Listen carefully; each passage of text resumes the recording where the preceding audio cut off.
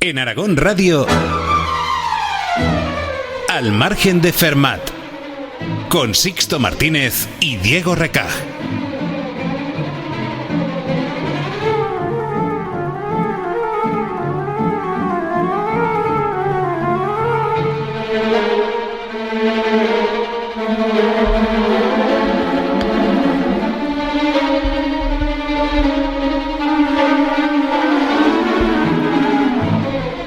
Todos los días confiamos nuestra vida a muchísimas personas anónimas. Un conductor de autobús que nos lleva y nos fiamos de él. Un arquitecto y ingenieros civiles que han diseñado un edificio en el que vives que garantizan que no se va a caer. Y el agua que te llegue sea potable. Y también confiamos en todas esas personas que están detrás de que en los supermercados haya siempre comida. Detrás de todas estas certezas que sabemos que van a pasar siempre, hay personas que las sustentan. Claro. Pero muchas veces se nos deja fuera a nosotros, a los matemáticos, porque es verdad que no se nos ve.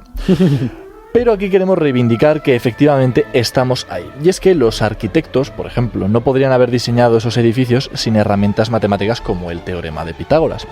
Los vehículos no se podrían haber creado sin esas ecuaciones que rigen el movimiento de los cuerpos, ni tampoco se podrían abastecer todos los supermercados si no hubiese buenos modelos logísticos que nos dijesen cómo hacerlo.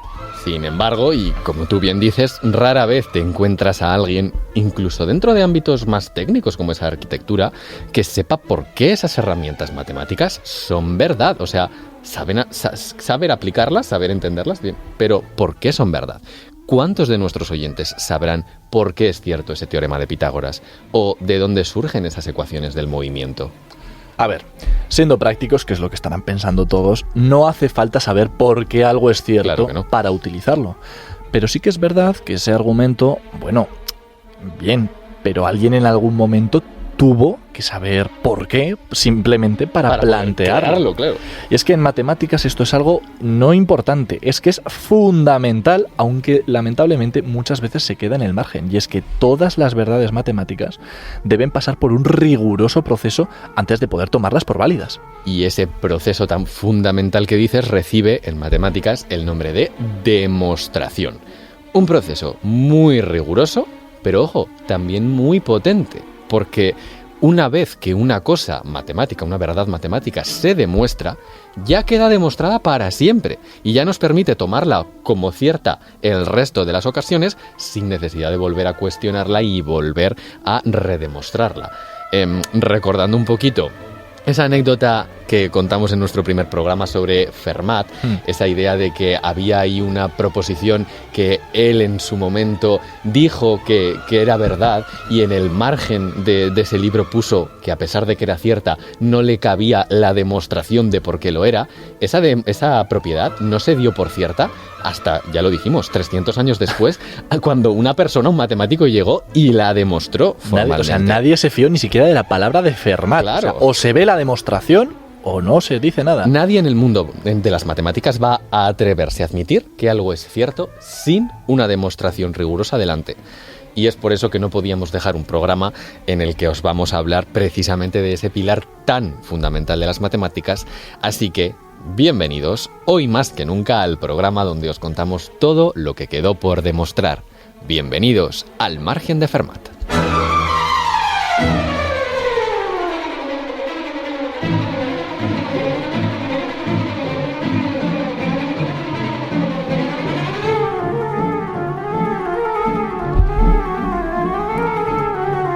Demostrar no es tarea fácil. De hecho, es un arte que se coge con la experiencia.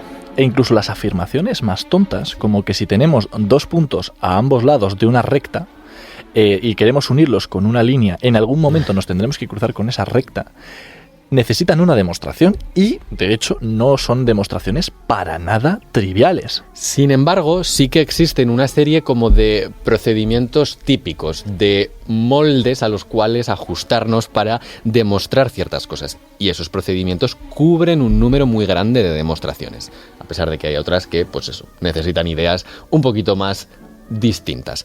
Pero hoy os vamos a hablar de esos principales métodos de demostración con ejemplos sencillos que se puedan entender. La gente ahora mismo estará pensando que demostrar, pues que no puede ser tan complicado, ¿no? Que Tú partes de unas premisas, las que sean, quieres llegar a una cierta conclusión, a un cierto teorema, y bueno, aplicando argumentos lógicos, que dentro de lo que son las matemáticas pues serán más fáciles o más complicados, pues podrás llegar a lo que querías demostrar. Bueno, pues este es un primer tipo de demostración, es algo que a veces funciona y es lo que llamamos, pues de alguna manera, el método directo para demostrar cosas. En ocasiones puede funcionar y es probablemente pues lo más sencillo dentro del mundo de las demostraciones. Pero cuidado con ese sencillo. Con sencillo queremos decir que la estructura lógica es fácil de entender. Es decir, que si yo tengo una cosa, voy razonando, llego a otra cosa, y de esa cosa llego a otra cosa, y al final llego al resultado que yo quiero, pues todo el mundo entiende por qué el proceso de razonamiento funciona.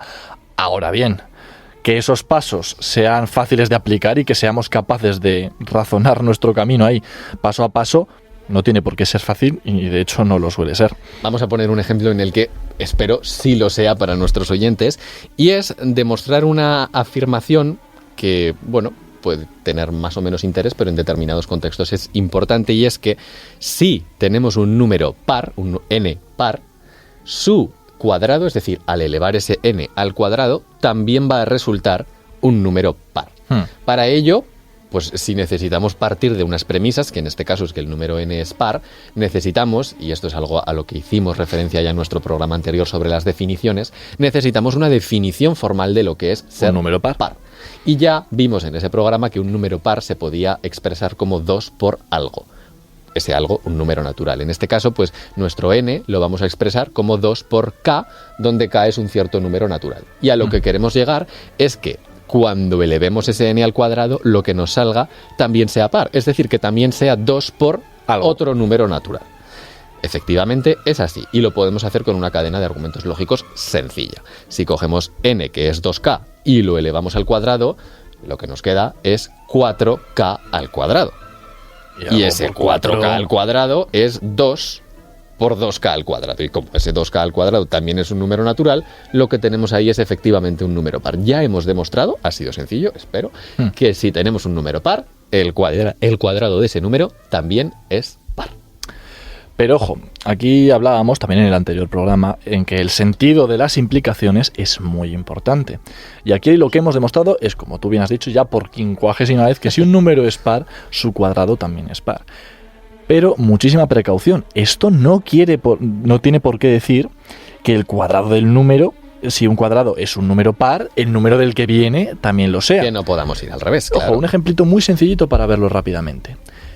Yo soy de Alcañiz y por lo tanto soy de Aragón. Pero el argumento de yo conozco a alguien que es de Aragón y por lo tanto es de Alcañiz es que es falso. No tiene ningún tipo de sentido. No se puede hacer. En este caso, más concretamente, si el 18 es par, por ejemplo, que lo es, espero que nadie me lo discuta, 18 al cuadrado no me hace falta calcularlo, que también sé que será par. Por lo que acabamos de demostrar. Claro.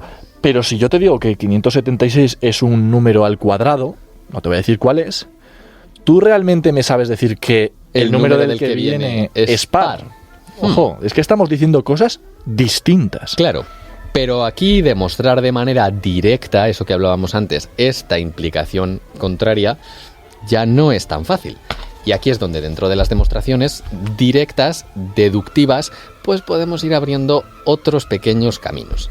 En este caso, lo que sí que es sencillo es demostrar que si tenemos un número impar, entonces su cuadrado va a ser impar. La explicación es bastante similar a la anterior. En este caso, la definición de un número impar sería 2k más 1. Si cogemos eso y lo elevamos al cuadrado, todos nos hemos enfrentado alguna vez a ese binomio al cuadrado, esa identidad notable, lo que nos queda es 2k al cuadrado, que es 4k al cuadrado, más 1 al cuadrado, que es 1, más 2 por el primero por el segundo, que en este caso es 4k. Así que lo que nos sale es una cosa que es múltiplo de 2, más un 1 ahí al final que queda suelto. Eso es, efectivamente, un número impar, y por lo tanto hemos demostrado que si tenemos un número impar, el cuadrado también va a ser impar. Y con esto ya lo que tenemos son dos clases excluyentes. Es decir, si tenemos un número par, vamos a ir a un número par. Y si tenemos un número impar, vamos a ir a un número impar. Es decir, un número impar no va a poder ir a un número par. Por lo tanto, es que solo hay una manera de relacionarlos. Vale. Y esto sí que es una demostración de la otra implicación, que claramente es mucho más difícil. Y ahora sí que podemos decir que n sea par es lo mismo o implica en ambas direcciones que n al cuadrado sea par. Ese sí, solo sí. es muy importante, de hecho es más potente, pero ojo que también esa potencia tiene ese precio de más demostración que hay que hacer. Y ojo, porque aquí esto yo creo que es algo en lo que hacer énfasis, porque mucha gente cuando oye un argumento del tipo de algo implica lo otro, no le cuesta nada hacerlo en la otra dirección. Sí, ya hablamos un poquito en el anterior programa de esa inferencia semántica que hacemos a veces. Ahí está, el ejemplo que dimos fue que si tú no estudias, no trabajas, por supuesto no vas a sacar buenas notas. Eso es una cosa que es fácilmente demostrable. Ahora bien, que tú no hayas sacado una buena nota no tiene por qué decir que tú no hayas estudiado o trabajado. Y ojo, porque mucha gente sí que lo asume y entiende que en cuanto tú dices una cosa, también estás diciendo la otra, aunque no tienen nada que ver. Bueno, siguiendo un poquito el camino de las demostraciones deductivas, hay veces en el que demostrar una cosa de manera directa, como acabamos de hacer con eso de los cuadrados, de los pares y los impares, no es tan sencillo. ¿Por qué? Pues muchas veces simplemente es porque el camino que nos lleva desde la premisa hasta el consecuente no tenemos manera de relacionarlo o no se nos ocurre en ese momento hacerlo de una cierta manera lógica fácil. En estos casos existen ciertos trucos que se basan un poquito pues en la lógica y en cómo funcionan esas relaciones lógicas y que nos ayudan a facilitar el trabajo. Uno de ellos, muy conocido y muy importante, es la técnica del contrapositivo. Vaya nombre, ¿eh? Vaya nombre. Yo quiero demostrar que A implica B. En este caso estábamos demostrando que n es par, implica n cuadrado par, lo que sea. Sí. Una cosa implica otra. Pues ojo aquí, puedo optar por hacer el camino contrapositivo, que lo que significa es demostrar que si B no se cumple, entonces tampoco se cumplirá A. Y esto es exactamente lo mismo que lo que yo quería hacer de primeras. Igual así, en abstracto, la gente no te lo termina de comprar. Te dice, no sé si me convence. Vamos a poner un ejemplo. Supongamos que yo saco aquí la regla y te digo que es la siguiente. Si alguien tiene el carnet de conducir, entonces esa persona es mayor de edad. Esa regla es la misma regla que decir que si tú eres menor de edad, es decir, negamos la consecuencia de antes, Ajá. entonces no tienes el carnet de conducir, que es la negación de lo primero. Efectivamente. Esas dos reglas, o sea, una regla que pues yo te llego a ti y te digo, ¿tú tienes el carnet de conducir? Sí, pues entonces eres mayor de edad. Es lo mismo que la otra. O sea, realmente nos valdrían exactamente para lo mismo. Para lo mismo. Vienen a decir lo mismo, aunque... Pero sí que hay que tener un pequeño detalle, hay que tener que es que hay gente que dice, bueno, ya, pero tú a veces puedes tener al menos 18 años y no tener el carnet. Ya, sí, pero es que esas eso es otra cosa, se quedan por fuera, aparte. eso no tiene nada que ver. Lo que estamos diciendo es que las dos reglas, aunque se expresan de manera distinta, quieren decir lo mismo. Y eso es importantísimo. Importantísimo y súper útil. Vamos con una demostración, con un ejemplo más puramente matemático. Una propiedad con la que todo el que ha pasado por clases de matemáticas en secundaria se ha enfrentado. Y es que si el producto de dos números naturales es 0, es decir, si yo tengo A por B igual a 0, necesariamente uno de los dos, al menos, tiene que ser 0. ¿Cómo se demuestra esto? Encontrar un argumento lógico así de manera directa, es decir, si yo parto de que A por B es 0, llegar directamente a que A o B son 0, no parece tarea sencilla. Vamos a recurrir al contrapositivo. ¿Cuál sería el contrapositivo aquí?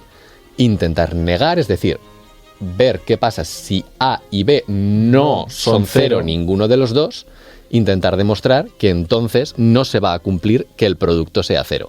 Y esto es que es completamente evidente. Si yo tengo dos números naturales no nulos y los multiplico, el resultado no va a ser 0. Por lo tanto, ya tengo demostrada la implicación contrapositiva y eso es equivalente a haber demostrado la implicación tal. Porque, efectivamente, si ahora ya tengo que si dos números distintos de 0 jamás me van a dar 0, si el resultado que me sale sí que es 0, entonces no pueden ser los dos números distintos de 0. Tiene que ser uno de los dos por lo menos 0. Espero que se haya entendido esta idea. Y yo ahora quiero divagar un poquito de este rumbo que estábamos teniendo y sacar a relucir una frase que decimos muchísimas veces nosotros. Y es que algo exista, aquellos que nos sigan ya sabrán cómo es esto, no quiere decir que lo sepamos construir. Y vamos a hablar ahora justo pues de lo que nunca hablamos, y cuando sí se puede construir, ¿cómo es? ¿No? Eso es.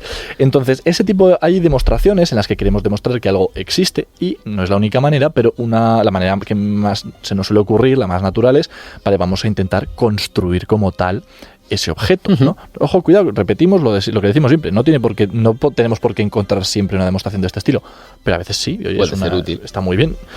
Vamos a coger un ejemplo concreto para no quedarnos como siempre en el mundo de las ideas. Y el ejemplo va a ser la siguiente afirmación. Dados dos números reales A y B distintos, existe un número real comprendido entre ellos. Y aquí, pues la demostración, lo que vamos a hacer es simplemente construirlo como tal. Y o sea, vale, tú tienes dos números, A y B, reales, y para demostrar que existe al menos un número real que está ahí dentro, lo que vas a hacer es construir uno. Como tal, te voy a sacar un número que efectivamente lo cumple, y es bastante sencillo. Cojo la media, pues sumo A y B y lo divido por 2. Y este número se puede comprobar bastante rápido que efectivamente está entre A y B. Bien dicho eso de se puede comprobar. Claro, no hay que dar por hecho de primeras que cuando yo construyo la media A más B partido por 2 vaya a estar comprendido entre dos. ¿Cómo demostramos esto? Pues en este caso lo hacemos de manera directa. ¿Cómo podemos comprobar que efectivamente A más B dividido entre 2 está entre A y B? Bueno, primero de todo, podemos suponer que lo que estamos diciendo cuando decimos que tenemos dos números A y B es que A es el más pequeño de los dos. Nadie nos va... Y si no, les cambiamos los nombres y ya está. Entonces, lo que queremos demostrar realmente cuando decimos que A más B partido por 2 está entre A y B es que es mayor que A y menor que B. ¿Cómo demuestro, por ejemplo, que A más B partido por 2 es menor que B? Pues A más B partido por 2 va a ser menor que B si, solamente si, A más B es menor que 2 por B. Y pasamos el denominador al otro lado. Vale. Y ahí ya, restando B a ambos lados, lo que demuestro es que eso es sí, solamente sí, A es menor que B. Que eso es cierto, evidentemente. Ya tenemos demostrado que A más B partido por 2 es menor que B. De la misma manera se demuestra que es mayor que A y por lo tanto lo tenemos comprendido entre ambos números tal y como queríamos. Y lo que decíamos de que era constructiva es porque si ahora tuviésemos, imagínate, un caso concreto como que A es 3,75 y B 3,76, la demostración ya nos dice cómo podemos encontrar incluso... O sea, claro, no solo que existe, sino que además también podemos decirte cuál. O sea, cuál, cuidado, te podemos decir uno de ellos. Que en este caso calculamos la media y nos va a quedar 3,755. De nuevo... Insistimos, antes de dejar de lado este método de demostración, no siempre tiene por qué pasar esto. O sea, en este caso hemos tenido suerte y podemos construirlo. Pero no siempre es necesario construir un objeto para demostrar que en efecto existe. Y también aclarar aquí un par de cositas. La primera de todas, que estamos diciendo que para demostrar que existe alguno, lo que hacemos es nosotros construir la media. Como tú ya bien has indicado, por supuesto existen muchos más. Claro. Pero eso no es lo que nos interesa. Lo que nos interesa es demostrar que existe al menos uno. Y de esta manera ya lo tenemos. Y ojo, también importante a la hora de demostrar esto, que lo estamos haciendo para dos números generales, A y B, que evidentemente si yo te digo existe un número entre el 3 y el 4, hombre, pues tú ya me sabes decir que el 4,5 está ahí, pero no, lo que estamos haciendo es... El 3,5 digo. Sí, sí.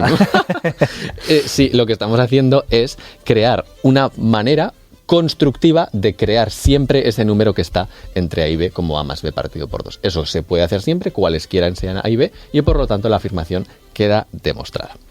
Pero bueno, todas estas demostraciones que estamos viendo hasta el momento, de alguna forma, requieren de una intuición, requieren de saber ese procedimiento de cómo vamos a poder llegar de una cosa que es cierta a otra cosa que también lo es. Y hay veces que esa intuición no está en la cabeza y no está porque de hecho es una intuición contraria. Es decir, hay veces que aparece una proposición en nuestra cabeza que decimos, esto no puede ser, esto tiene que ser imposible. ¿Cómo hacemos para demostrar algo que nosotros queremos demostrar que es imposible? Bueno, pues en este caso hay un método de demostración muy interesante a mi juicio, que es el siguiente. Esa cosa que nosotros creemos que no es verdad, vamos a asumir que sí lo es. Es decir, vamos a ir contra nuestra propia intuición y vamos a asumir que sí que es verdad. En ese caso, vamos a poder operar, vamos a poder aplicar una serie de razonamientos lógicos. Y lo que vamos a intentar en este tipo de demostración es llegar a una contradicción lógica con nuestra premisa inicial. Claro, si todos los razonamientos que hemos hecho a lo largo de ese proceso son correctos y llegamos a una contradicción, lo único que puede estar mal en nuestro proceso de razonamiento es la premisa inicial. Esa premisa que iba en contra de nuestra intuición y que por lo tanto, al ser falsa, nos da la razón respecto a esa intuición inicial. Efectivamente, eso que pensábamos que era imposible, lo es. Diego, lo has explicado fantástico, pero te tengo que decir que yo creo que la gente se habrá hecho un lío. Hombre, así que vamos y no es para menos. Y que nadie se sienta mal porque todos, la primera vez que te lo enseñan esto, dices, pues muy bien, fantástico, el profesor lo ha dicho genial, pero no me he enterado. A ver cómo lo hago. Así que vamos a montar una pequeña historieta porque este tipo de argumento también lo utilizan muchas veces los abogados, o se utiliza en temas de juicios y leyes, para demostrar que, aunque igual no se sepa lo que ha pasado en un caso, lo que sí que se sabe es que se está mintiendo y por algo se estará mintiendo. Claro. Vamos a imaginar, yo qué sé, que ha habido un caso de asesinato. Uh-huh. Ha muerto un señor que acababa de recibir una herencia y el principal sospechoso es su hermano. Wow. Uf, ¿qué habrá pasado aquí? Por supuesto, el hermano tiene una coartada y dice que él cuando ocurrió el asesinato no podía estar ahí porque él estaba a 100 kilómetros, más o menos. Y la cosa está en que fue el mismo hermano el que denunció el asesinato, o sea, él fue el que llamó. Uh-huh. O sea, imagínate la situación. Entonces, claro, aquí el abogado quiere demostrar que efectivamente el hermano fue el que lo asesinó. No puede demostrar que efectivamente... No, mira, es que tenemos una cámara que te ha grabado oyendo. Claro, eso sería la demostración directa en este caso. Sino que lo que puede decir es, claro, pero usted llamó cuando ocurrió el asesinato. Y dice, sí, llamé... Y llegaron los forenses y los forenses ya dijeron, claro, pero es que cuando llegaron los forenses... esto me estoy imaginando todo. Sí. Cuando llegaron los forenses dijeron que el cuerpo llevaba media hora muerto. Si usted estaba a 100 kilómetros entre que llegaron los forenses y midieron, es imposible, porque si no querría decir que usted recorrió esos 100 kilómetros a una velocidad inalcanzable por un coche. Es decir, ojo, no sabemos cómo ha asesinado a este hombre, ni le hemos visto, ni tenemos ninguna prueba directa de que el hermano ha asesinado a su hermano. Pero sí sabemos que lo que nos ha dicho de que él estaba en Zaragoza, estaba a 100 kilómetros, es imposible. Que era esa premisa que tú has dicho, que hemos asumido al principio, que es verdad, por razonamientos lógicos y correctos, hemos visto que no puede ser así porque llegamos a una contradicción, por lo tanto, esa premisa de que estaba a 100 kilómetros debe ser falsa. Esto, en matemáticas, es lo que se conoce como el método de reducción al absurdo. Y aunque parezca algo muy tonto, puede servir para demostrar resultados muy potentes, como el hecho, que ya hemos nombrado también en algunos programas, de que existen infinitos números primos. Abrochaos el cinturón que viene en curva. ¿Cómo demostramos mediante el método de reducción al absurdo que existen infinitos números primos? Nosotros sospechamos y entonces vamos a cambiar la premisa. Si lo que queremos demostrar es que existen infinitos números primos, vamos a asumir lo contrario, vamos a asumir que existe un número finito de primos. Vamos a decir que esos números primos son P1 hasta un cierto número Pn. ¿Qué hacemos? Nos construimos un número que consiste en multiplicar todos ellos, como son finitos, eso lo puedo hacer. Es un producto finito, sí. Y le sumamos 1. Vale. Ese número que acabamos de construir, el producto de todos los supuestos primos más 1, es un número más grande que cualquiera de esos primos. Necesariamente. Por lo tanto, no puede ser primo. Claro. Y eso quiere decir que existe algún primo dentro, que naturalmente tiene que estar dentro de esos que sabíamos, que divide a ese número que acabamos de construir. Claro. ¿Vale? Sí. Entonces vamos a decir que de entre esos primos que acabamos de hacer, hay uno, PK, que divide al número que acabamos de construir, el producto de todos los números primos, más 1. Uh-huh. Pero ojo, ese número PK tiene que dividir al producto de todos los números primos. De hecho, forma parte de él. Claro, si divide al producto de todos los números primos y además divide al producto de todos los números primos más 1, necesariamente tiene que dividir a 1. Vamos a hacer aquí un pequeño stop. Sí, porque sé que es complicado. Este es el punto más crítico de la demostración y es normal que igual algunos no tengáis una intuición de por qué ocurre esto. Lo que estamos diciendo es que si un número divide a la suma de 2 y divide a uno de los dos sumandos, necesariamente tiene que dividir al otro sumando. Para ver esto, vamos a pensar en el típico problema que hemos visto toda la vida, estamos aburridos, de las manzanas a repartir entre los niños. Vamos a suponer que hay un número de niños, ¿vale? Hay unos niños, y les queremos repartir el total de manzanas que están divididas en 2 bolsas. Tenemos 2 bolsas de manzana, ahora queremos repartirlas todas las manzanas entre los niños. Y nosotros sabemos que se pueden repartir perfectamente todas las manzanas entre los niños. No hay que partir ninguna manzana por la mitad ni nada. Vale. Pero, aquí en el cambio, también sabemos que con una de las bolsas también podríamos repartirlas perfectamente entre todos los niños. Claro. O sea, nosotros podemos coger la primera bolsa sin tocar la segunda, repartirlo perfectamente. ¿Y no sobra nada? Y sabemos que cuando repartamos todas las manzanas, se habrán repartido perfectamente y no habrá habido que partir nada. Necesariamente querrá decir que la segunda bolsa también la hemos podido. ¿Aquí qué ocurre? Bueno, pues los niños son ese PK que hemos sacado. Hay PK niños. Y sabemos que manzanas hay, pues, el producto de todos los primos, que es una de las bolsas, y el 1, que es una bolsa bastante triste, porque solo hay una manzana. Entonces sabemos que la primera bolsa, que tiene el producto de todos los primos, se puede repartir entre todos los PK niños. Entonces, necesariamente, como también el total hemos dicho que se podía repartir, esa bolsa con una sola manzana también se podrá repartir entre esos PK niños. Eso es muy buena aclaración respecto a esto, y ahora volvemos ya a terminar la demostración. Lo que hemos concluido es que como ese PK divide al producto de todos los números primos y también divide al producto de todos los números primos más 1, necesariamente divide a 1. Pero si un número divide a 1, ese número necesariamente es el 1. Así que tenemos un primo, PK, que es igual a 1.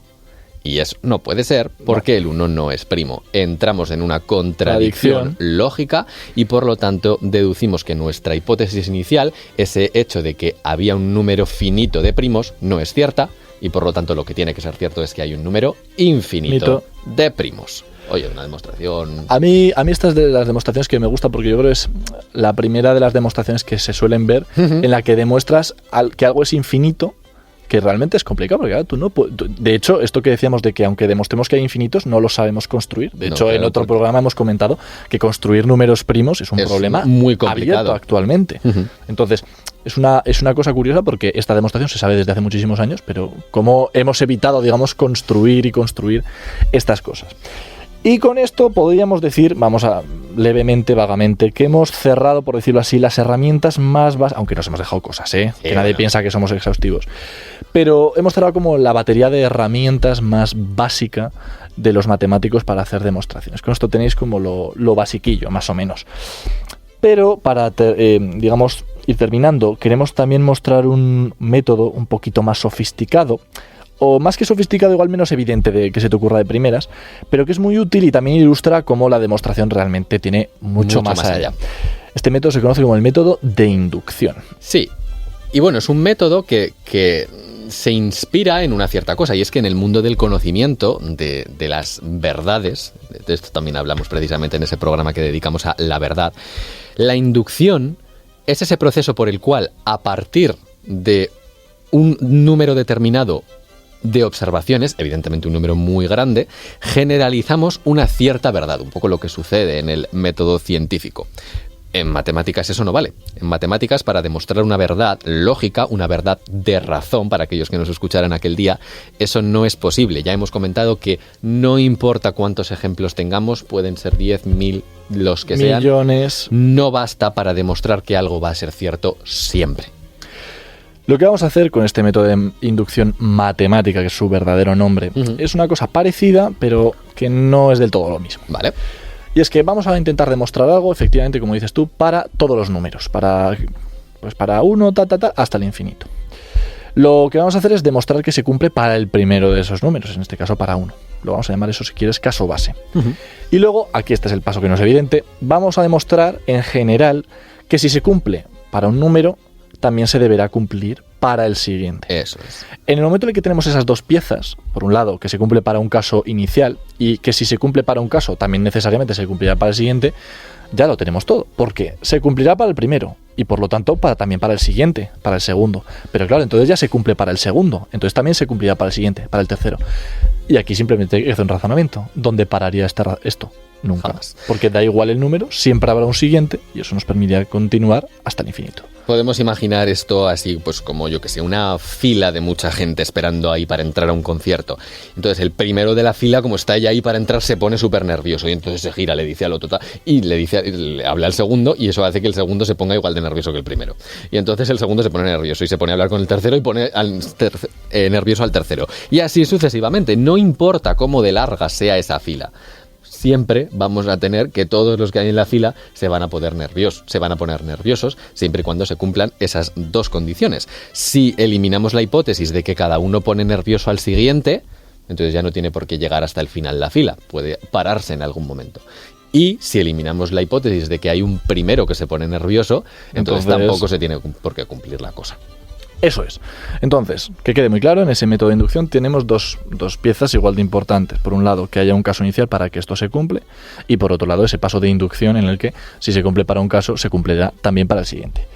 Como intentamos hacer siempre, vamos a ir a un ejemplo medianamente asequible, pero matemático puro. Y en este caso lo que vamos a hacer es una propiedad muy interesante, y es que, ojo, la suma de los primeros números impares es siempre un cuadrado perfecto, en particular n al cuadrado. Es decir, el número de impares que estamos sumando. Por ejemplo, si cojo los 3 primeros números impares, sumo 1 más 3 más 5 me da 9, y eso es 3 al cuadrado. He cogido los 3 primeros y su suma me ha dado 3 al cuadrado. Cojo los 5 primeros, 1, 3, 5, 7 y 9, los sumo me da 25, y eso es 5 al cuadrado.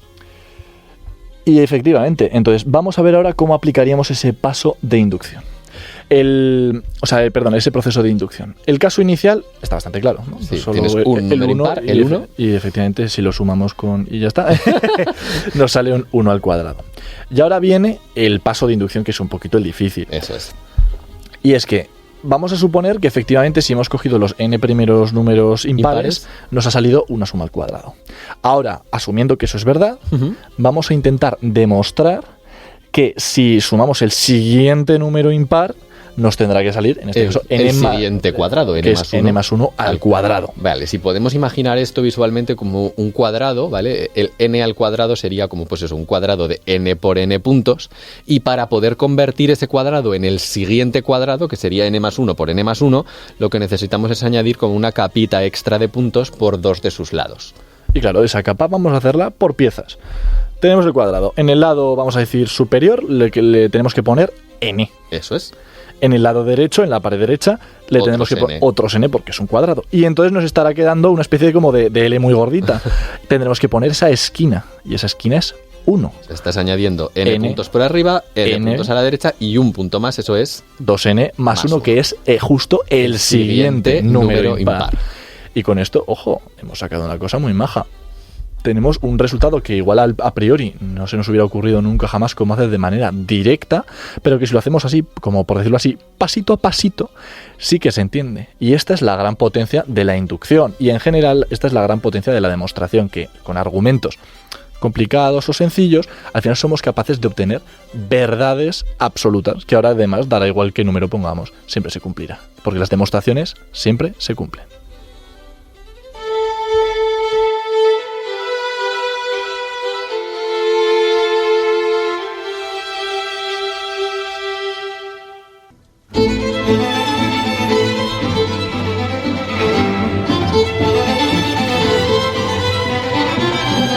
Pues ahora sí, llegamos a el gran final de este programa de la demostración, en el que esperemos que os haya quedado claro, que lo que os llevéis a casa en este final de programa sea que entendáis por fin qué es eso de demostrar en matemáticas, que siempre hablamos de que las cosas hay que demostrarlas, pero bueno, hoy nos hemos acercado un poquito ya a verdaderamente qué significa demostrar y también a cómo se hace. Tenéis ahí un pequeño kit de herramientas básicas con ejemplos, espero, sencillitos, para que podáis comprender, pues eso, cómo los matemáticos nos enfrentamos a las demostraciones, qué significa demostrar y cómo llegamos a construir esas verdades matemáticas que son para siempre. Y eso, sobre todo una especie de mano tendida en el sentido de que, aunque quizás en alguna demostración os hayáis perdido, es la cosa más normal del mundo. Todos nos hemos perdido en las demostraciones. Más veces te pierdes que te encuentras. Pero aún así no pasa nada. Lo que os tenéis que llevar es esa idea de que los matemáticos trabajamos de una manera muy, muy, muy rigurosa. De hecho, este programa forma una especie de paquete con el programa anterior, que es el programa de la definición. Y con esos dos, lo que os lleváis es una idea general, pero con también llegando a ejemplos concretos de cómo te tienes que expresar. Que tienes que primero definir muy, muy, muy bien tus conceptos, que no haya ningún tipo de posible ambigüedad, y que luego a la hora de decir que algo es cierto, que algo existe, de hacer una proposición, no vale con solamente enunciarla, sino que también hay que demostrarla, y que ese es un camino tormentoso, pero también muy fructuoso.